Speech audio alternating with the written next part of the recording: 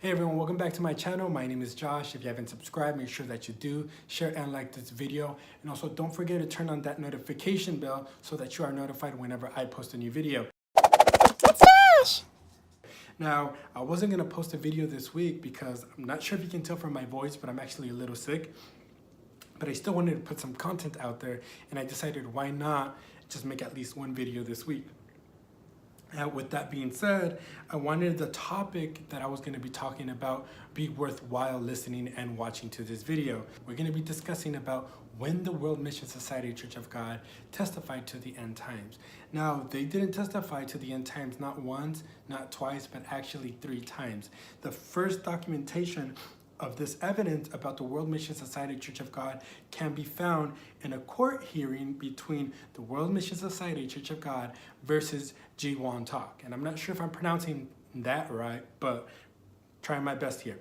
Again, in a court hearing between the World Mission Society Church of God and Ji-Won Tak, it was clearly explained that the World Mission Society Church of God did in fact testified to the world ending in 1988.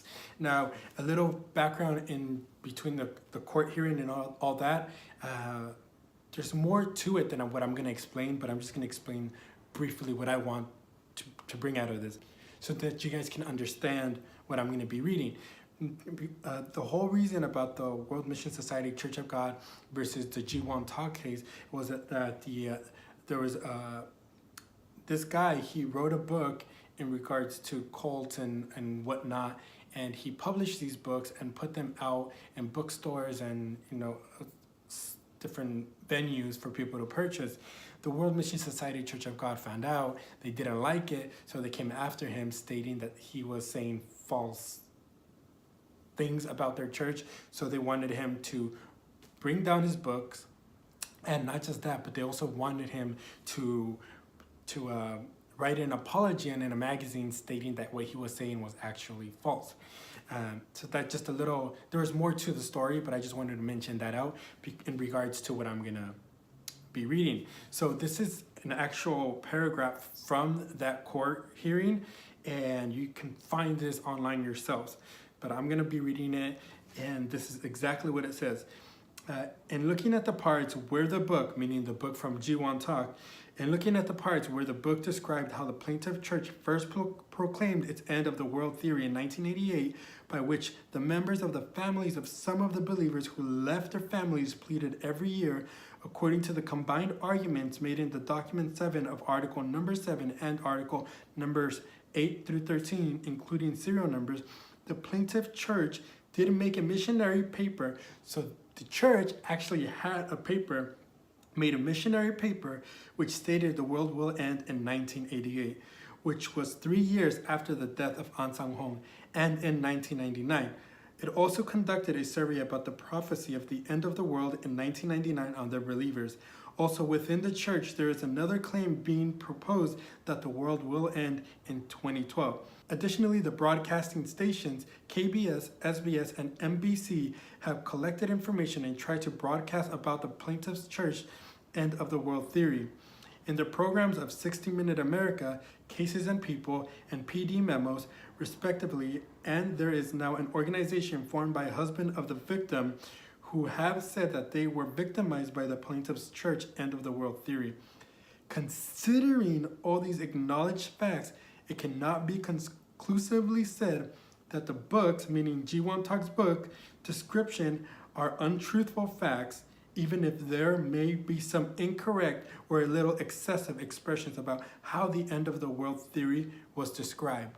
So again, this article is clearly stating that the World Mission Society Church of God, and if you attend or been approached by them, has some sort of paper, which I'm assuming was a pamphlet, stating that the world was going to end in 1988. And I remember when I used to go out preaching with the brothers or the sisters in the congregation, we would have pamphlets saying, oh, this testifies to Heavenly Mother, or this testifies to the Passover of how you can receive the seal of God.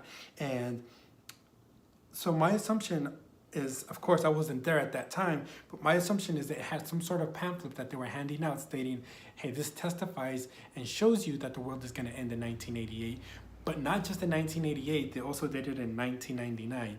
Now, it is clear, it's clear that the judge saw that G. Won Tok's book wasn't untruthful. It might have been a little excessive, but it was not untruthful, which is why, again, he concluded, considering all these acknowledged facts, it cannot be conclusively said that the book's description are untruthful facts, even if there may be some incorrect or a little excessive expressions about how the end of the world theory was described. Clear that they had some sort of documentation that they were handing out to people, I'm sure, stating that world is coming to an end in 1988 and in 1999. Now, fast forward to 2012, that's when I was in the congregation. I had, actually, that was the year that I decided to leave the congregation. I left in December of 2012.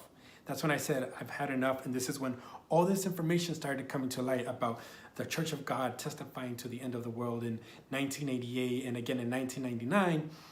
But then here comes 2012. I remember attending the congregation in 2012 and earlier, prior to 2012, because again, I attended the congregation for 5 years and I studied a lot.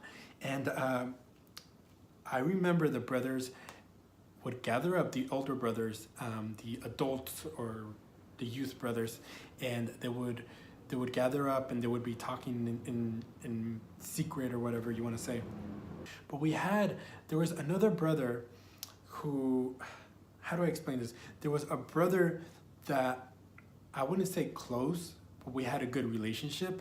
And he had another brother who would constantly be finding crazy stuff that was told by either a missionary or a deacon or somebody who understood the Bible really well in regards to that congregation.